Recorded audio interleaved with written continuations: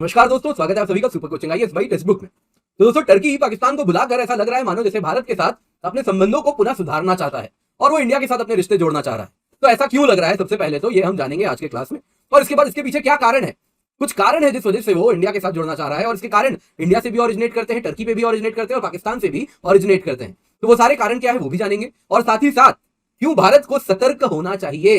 ये कोई कथन है Turkey is no friend of India, ये कितना सच है इसको भी हम एनालाइज करेंगे। दोस्तों, बहुत अच्छी एनालिसिस है, अंत तक जरूर देखें, बहुत ज्यादा ज्ञानवर्धक होने वाली है, तो इसको ध्यान से सुने और इस वीडियो को लाइक करना बिल्कुल भी ना भूलें। दोस्तों, सबसे पहले तो आप देखें 2022 में अर्डोगन की जो स्टैंड है कश्मीर को लेके वो बदली बदली सी लग रही है। वो पहले की तरह उनकी बातों में जो तलखी थी वो नहीं देखने मिल रही है। इस पर हमने पहले भी चर्चा किया है। आपने देखा अर्डोगन ने कहा इस बार 2022 में यूएनजीए में कि इंडिया पाकिस्तान 75 साल हो गए आजाद हुए, पीस एंड सॉलिडारिटी अब तक स्टैब्लिश नहीं हुई, हम होप करते हैं, प्रे करते हैं कि वापस से पीस एंड प्रॉस्पेरिटी हो जाए कश्मीर में। अच्छी बात है। तो अर्डोगन ने यहाँ पर पाकिस्तान का जो पोजीशन है कि कश्मीर इशू को रिजॉल्व किया जाना चाहिए under the UN security council resolution of the 1950s, इसकी जिक्र ही नहीं की। वही हर बार इंडिया क्या करता था, इंडिया तुरंत का तुरंत जाता था और जितने भी आस पड़ोस के देश हैं, ग्रीस, अर्मीनिया, जिसके टर्की के साथ रिश्ते अच्छे नहीं है, साइप्रस, उन सबसे नेताओं से वहां से तुरंत की तुरंत वहीं की वहीं यूएनजीए में ही बैठक हो जाती थी। इस बार इंडिया ने वैसा कुछ नहीं किया। इंडिया ने क्या किया, इंस्टेड जाके टर्की के ही जो फॉरेन मिनिस्टर है उनसे वार्तालाप कर लिया और एक ट्वीट किया कि हमने चर्चा की साइप्रस इशू पर भी। तो यहां से लग रहा है कि कुछ अंदर में बातचीत हुई है एससीओ समिट में। एससीओ समिट में कुछ बातचीत हुई जिसकी आप तस्वीर देख रहे हैं, जहां से हमें ऐसा लग रहा है कि कहीं ना कहीं अब अर्डोगन और इंडिया के बीच में एक अंडरस्टैंडिंग बनी है। तो अंकारा ऐसा लग रहा है दोस्तों, टर्की ऐसा लग रहा है इंडिया के साथ अपने रिश्ते पुनः स्थापित करना चाह रहा है। जो टाइज में जो कहीं ना कहीं जो आप देखें तो खटास आया था उसको दूर करके वापस से रीसेट किया जा रहा है। तो अगर हम इंडिया के इन्फ्लुएंस की बात करें, इसमें 3 कारण है दोस्तों जिस वजह से आप देखें अंकारा इस प्रकार से करना चाह रहा है। पहला है इंडिया का इन्फ्लुएंस, दूसरा है टर्की की इकोनॉमिक प्रॉब्लम, और तीसरी है पाकिस्तान से ही डिसएंचेंटमेंट हो गया है। तो आइए इसको विस्तार पूर्वक समझते हैं और फिर समझेंगे कि इंडिया को क्यों उसके बावजूद सतर्क होना चाहिए। तो सबसे पहले अगर आप देखें तो इंडिया एससीओ का चेयरमैनशिप अज्यूम कर चुका है और टर्की जानता है उसको अब एससीओ का फुल मेंबर बनना है। उसको डायलॉग पार्टनर बने रहने से वो खुश नहीं है और फुल मेंबर बनना है, तो इसमें एससीओ के सारे मेंबर्स का उसको एफर्मेशन चाहिए होगा। तो इंडिया अगर वैसे तो चेयरमैन है, लेकिन अगर चेयरमैन नहीं भी होता, जस्ट एज अ मेंबर वो टर्की को एससीओ से जुड़ने से रोक सकता है। और वहीं इंडिया G20 का भी प्रेसिडेंट दिसंबर में बनने वाला है, तो इंडिया काफी इन्फ्लुएंशियल रहने वाला है आने वाले कुछ साल में।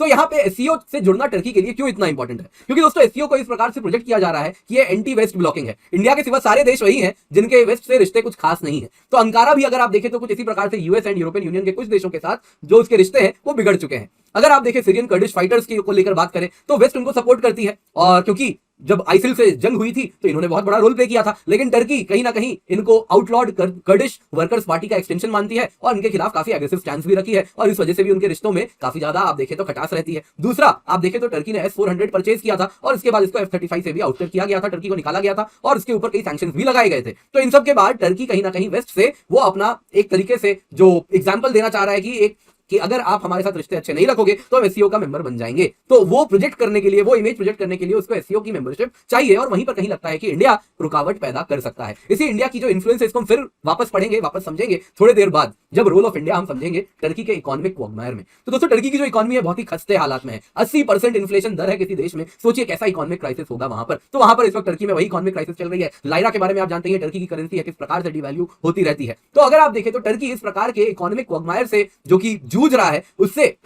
अब टर्की अगर आप देखें तो अगले साल वहां पर चुनाव होने हैं। तो अर्डोगन अच्छे से जानते हैं चुनाव में जाना है, वोट पाना है। तो इकोनॉमी एक ऐसी चीज है जिसको कोई नेता बर्दाश्त नहीं कर सकता, पब्लिक कभी बर्दाश्त नहीं करती यदि वहां पे इकोनॉमिक सिचुएशन वर्सन हो जाए। तो उसी को ध्यान में रखते हुए टर्की अब अपनी फॉरेन पॉलिसी को लग रहा है रीओरिएंट कर रहा है। जो इस्लामिक आइडियलिज्म थी उससे निकल के अब वो प्रैग्मेटिज्म की तरफ जाता हुआ दिख रहा है। अब टर्की नॉर्मलाइज कर रहा है अपने रिश्ते इजराइल के साथ, सऊदी अरेबिया के साथ, यूएई के साथ। टर्की ने अपने डिप्लोमेटिक रिलेशन वापस से पुनः स्थापित किए हैं इजराइल के साथ। जून में सऊदी अरेबिया के क्राउन प्रिंस मोहम्मद बिन सलमान टर्की ट्रैवल किए थे, और ये तब हो पाया जब टर्किश कोर्ट ने जर्नलिस्ट जमाल खाशोगी का जो मर्डर का केस था, जो कि सऊदी कॉन्सुलेट इन इस्तांबुल में हुआ था, वहां से वो केस उन्होंने रियाद ट्रांसफर कर दिया और उसके बाद क्राउन प्रिंस टर्की ट्रैवल किए। इतना ही नहीं, अब टर्की अगर डिसिप्लिन हो रहा है तो यूएई सऊदी अरेबिया ने इसके लिए रिवॉर्ड भी दिया। तो यूएई सऊदी अरेबिया ने टर्की को बिलियंस ऑफ डॉलर दिए हैं बदले में, इस उम्मीद में कि टर्की इसी प्रकार का अपना ओरिएंटेशन रखे और टर्किश इकोनॉमी को बूस्ट मिल सके अहेड ऑफ द इलेक्शन जो कि आने वाला है। वही अगर आप देखें इस इकोनॉमिक क्वागमायर से यदि बाहर निकलना है तो इंडिया भी एक बहुत बड़ा रोल प्ले कर सकता है। इंडिया अगर आप देखें तो इंडिया का बहुत एक्सीलेंट रिलेशंस रहा है किनके साथ, यूएई के साथ, सऊदी अरेबिया के साथ, इजराइल के साथ, इजिप्ट के साथ। ये वही देश है जो कि अब टर्की भी अपने रिश्ते जिनके साथ सुधार रहा है। तो इसमें वो समझ रहा है कि ये जो देश है सऊदी अरेबिया, यूएई, अगर इंडिया के साथ रिश्ते अच्छे रखते हुए भी इस्लामिक दुनिया के लीडर है तो उसको भी कोई हर्ज नहीं होना चाहिए। इसके सिवा वो देख रहे हैं कि अगर जो देश जिनके साथ हमारे रिश्ते सुधर रहे हैं वो यदि इंडिया के अच्छे ऑलरेडी अलाइज है तो उनके साथ क्यों ना हम भी अच्छे रिश्ते रख लें। तो उसी को ध्यान में रखते हुए इंडिया के साथ अपने जो टाइज है उसको रीबिल्ड करने का प्रयास कर रहा है। इसके ऊपर सबसे इंपॉर्टेंट है पैसा। तो India Turkey bilateral trade already $10 billion करीब है, जो कि काफी बड़ा है, काफी सिग्निफिकेंट है। इसके सिवा इंडिया ने टर्की के टॉप 5 लीडिंग शिपयार्ड्स की जो कंसोर्टियम है TAIS, उसको एक कॉन्ट्रैक्ट भी दिया है नेवल शिप बिल्डिंग का। $2.3 बिलियन का ये कॉन्ट्रैक्ट है, जिसके अंतर्गत 45,000 टन फ्लीट के support vessels for Indian navy build किए जाएंगे। इसके सिवा एक टर्किश कंपनी है सैवरोनिक, उसने एक डिफेंस मिनिस्ट्री रिलेटेड प्रोजेक्ट को भी अंजाम दिया है। उन्होंने इंडिया के लेह मनाली हाईवे में टनल भी वो बनाए हैं। तो इस प्रकार से अगर आप देखें तो टर्किश कंपनी ऑलरेडी इंडिया में काफी ज्यादा एंगेज हो रही है और इंडिया कहीं ना कहीं उनकी इकोनॉमी को भी कहीं ना कहीं अगर आप देखें तो इन डील्स के थ्रू सपोर्ट कर रहा है। इसके सिवा इंडियंस अगर आप देखें एज अ होल, वो 3rd लार्जेस्ट एशियन टूरिस्ट है टर्की में। तो चाइना, इंडोनेशिया के बाद सबसे ज्यादा एशियन टूरिस्ट टर्की में इंडिया से जाते हैं और टूरिज्म बहुत बड़ा वहां टर्की के लिए अगर आप देखें तो बहुत बड़ा रेवेन्यू अर्नर है, फॉरेक्स अर्नर है, तो उसमें बहुत बड़ा रोल है। इसके सिवा इंडियन बिजनेसेस भी टर्की में अपना जो फुटप्रिंट है वो बढ़ा रहे हैं। Food business, technology business, food processing, सारी बिजनेसेस इंडिया से वहां पर अब पहुंच रही हैं। तो अब वो समझ रहा है इंडिया से रिश्ते मजबूत करने बहुत अहम हो रहे हैं। इसके सिवा पाकिस्तान से भी एक डिसएंचेंटमेंट हो गया है। पाकिस्तान खुद, इसके इकोनॉमिक हालात इतने खस्ते हैं कि वो खुद सऊदी अरेबिया पे पूरी तरीके से डिपेंड कर चुका है। सऊदी अरेबियन एड पर चल रहा है। तो टर्की इसी को ध्यान में रखते हुए समझ रहा है कि पाकिस्तान, मलेशिया, ईरान, कतर को लेकर इस्लामिक ग्रुपिंग का लीडर बनने का जो सपना है, फिलहाल तो इसे ठंडे बस्ते में डालना पड़ेगा, क्योंकि इस वक्त पाकिस्तान को लगता नहीं है कि सऊदी अरेबिया से बचकर एक दूसरे गरीब टर्की के साथ जुड़ सकता है। पाकिस्तान को चाहिए एक अमीर दोस्त कहें या क्लाइंट कहें, जो भी कहें, उस प्रकार का वहां पे उनको चाहिए। सऊदी अरेबिया जैसा चाहिए। एक आप देखें तो मालिक और स्लेव का रिलेशन रहता है। तो टर्की इस वक्त वो मालिक का रोल प्ले नहीं कर सकता, क्योंकि उसे खुद के इकोनॉमिक हालात वैसे हैं नहीं। वहीं अगर आप देखें तो सऊदी अरेबिया और यूएई की जो आइडियोलॉजिकल सुप्रीमेसी है, इस वक्त टर्की समझ रहा है कि वो उसको नहीं तोड़ सकता और वो खुद सऊदी अरेबिया एंड यूएई पर निर्भर कर रहा है काफी हद तक। इसके सिवा काफी इलीगल पाकिस्तानी इमिग्रेंट्स हैं, जो कि एक बहुत बड़ा इरिटेंट बन रखा है टर्की पाकिस्तान के रिश्तों में। ऐसा कहा जाता है 3,000 से 6,000 इलीगल पाकिस्तानी नेशनल डिटेंशन में रहते हैं टर्की में। इसके सिवा कई अन्य हैं टर्की में जो छुपे हुए हैं, जो कि बस मौके के तलाश में है कि कैसे वो यूरोप चले जाए एक रास्ता ढूंढ के। एंड कई इलीगल पाकिस्तानी इमिग्रेंट्स हैं, वो गैंग वॉर में भी इंडल्ज कर रहे हैं, इलीगल क्राइम्स में इंडल्ज कर रहे हैं, ह्यूमन एंड नार्को ट्रैफिकिंग में इंडल्ज कर रहे हैं। इतना ही नहीं, जो टूरिस्ट टर्की घूमने आ रहे हैं उनकी किडनैपिंग कर लेते हैं और फिर पैसे वसूलते हैं। जाहिर सी बात है, इस प्रकार से ऑलरेडी टर्की की इकोनॉमी इतनी खस्ता है, टूरिज्म पर डिपेंड करती है। टूरिज्म को भी टूरिस्ट को भी डरा दोगे तो पैसे और आने बंद हो जाएंगे। तो इस प्रकार से इसके सिवा कई आप देखें तो पाकिस्तानी इमिग्रेंट्स हैं, उन्होंने टर्किश सोसाइटी में जो विमेन है उनके कई फोटोज एंड वीडियोज बनाए थे और उसको फिर लीक भी किया था। तो इस वजह से टर्की में भी काफी आउटरेज हुआ था विमेन की मॉडेस्टी को लेकर, और पाकिस्तान गेट आउट जैसे हैशटैग वहां पे काफी लंबे टाइम तक ट्रेंड किए थे टर्किश सोशल मीडिया में। इसके सिवा तो ये सब 3 कारण थे जिस वजह से आप देखें तो अब टर्की आप अगर देखें तो भारत की तरफ रुख मोड़ रहा है और भारत से अपनी मजबूत रिश्तों को मजबूत करना चाह रहा है। लेकिन इंडिया को कॉशियस होना चाहिए यहां पर, क्योंकि इंटरनल अफेयर्स में जो इंटरफेरेंस है टर्की का वो आज भी है। आज भी जस्ट आप देखें तो ये जून 16 का न्यूज कटिंग है आपके सामने जो लगाया हूं। पाकिस्तान ने high precision Turkish pistols Jammu Kashmir के आतंकवादियों को सौंपा है। तो आज भी जम्मू कश्मीर के जो आतंकवादी हैं उनको आर्म्स काफी ज्यादा टर्की से प्रोवाइड किया जा रहा है। इसके सिवा अंकारा अगर आप देखें तो जो इंडियन मुस्लिम पॉपुलेशन है उनको भी कंटिन्यूअसली रीच आउट करना चाह रही है। रिलायबल रिपोर्ट्स है जिसके मुताबिक रिसेंट पास में अर्डोगान ने कई इंडियन इस्लामिक लीडर्स जैसे जाकिर नायक को इनवाइट किया था और कहा था कि अपना अर्डोगन का इन्फ्लुएंस वो इंडिया तक पहुंचाएं। तो देखिए यहाँ पे इंडियन मुस्लिम्स को रीच आउट करने में कोई बुराई नहीं है, बिल्कुल कीजिए। लेकिन जब आप रीच आउट कर रहे हैं तो मेक श्योर जो कंट्री रीच आउट कर रही है वो इंडिया के प्रति कुछ दुष्प्रचार ना करे। यहां पर वो दुष्प्रचार हो रहा है क्योंकि जो रीच आउट करने वाला है वो खुद आप देखें तो जाकिर नायक है, जिसको आप ऑलरेडी भारत से भागा हुआ है, और एक तरीके से आप देखें तो आतंकवादी है, क्योंकि आतंकवादी एक्टिविटी में, टेररिस्ट एक्टिविटी में उसने कहीं ना कहीं इंस्टिगेट किया है लोगों को। फिर अगर आप देखें तो टर्किश क्लेरिक है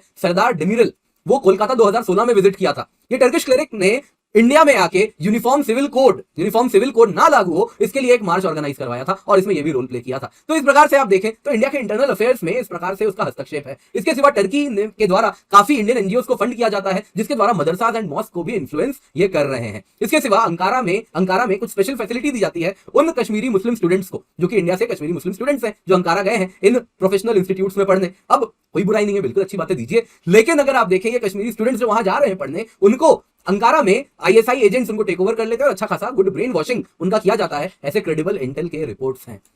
इसके सिवा अगर आप देखें तो लेट अली शाह गिलानी, आप सब जानते हैं, सुना होगा उनके बारे में, तो उनकी डॉटर टर्की से ही ऑपरेट करती है कि अंकारा से ये वेबसाइट रन करती है जिसके द्वारा anti India anti Hindu broadcast run किया जाता है और vicious poisonous articles and broadcast वहां से लॉन्च किए जाते हैं। इसके सिवा आप देखें तो कई इंडिया में भी ऐसे पॉपुलेशन हो गई है जो कि अर्डोगन को as a leader of the Muslim world वो देखना शुरू कर दिया है। और जब अर्डोगन जीता था 2018 में इलेक्शन में, तब उसको कहीं ना कहीं उसकी विक्ट्री को इंडिया में भी सेलिब्रेट किया गया था। तो देखिए कोई बुराई नहीं है अगर आप किसी दूसरे लीडर को इतना अगर अच्छे से देखते हैं, अगर फेवरेबल ओपिनियन है, कोई बुराई नहीं है। But point is that favourable leader जो दूसरे देश में है वो आपके देश के प्रति फेवरेबल ओपिनियन नहीं रखता है, वो इस प्रकार के आइडियोलॉजी को एक्सप्रेस करवाना चाह रहा है जिससे देश को नुकसान हो रहा है। तो जाहिर सी बात है उस प्रकार के आइडियोलॉजी को ब्लॉक करना बहुत जरूरी है।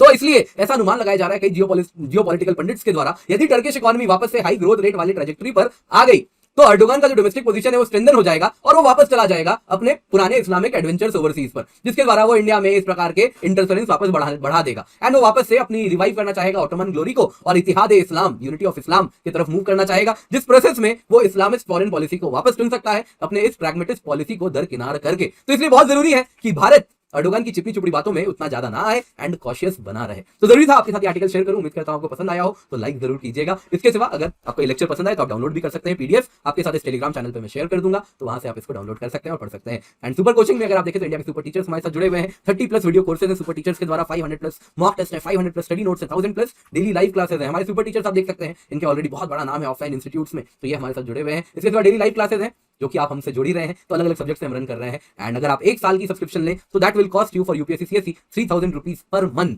एंड अगर आप कोड यूज करते हैं किंजल तो आपको मिलता है 20% डिस्काउंट, यानी करीबन 2400 रुपए प्रति माह में आपको यूपीएससी सीएससी की आपकी प्रिपरेशन हो जाएगी अगर आप 1 ईयर का सब्सक्रिप्शन लेते हैं। Thank you so much for joining, have a great day.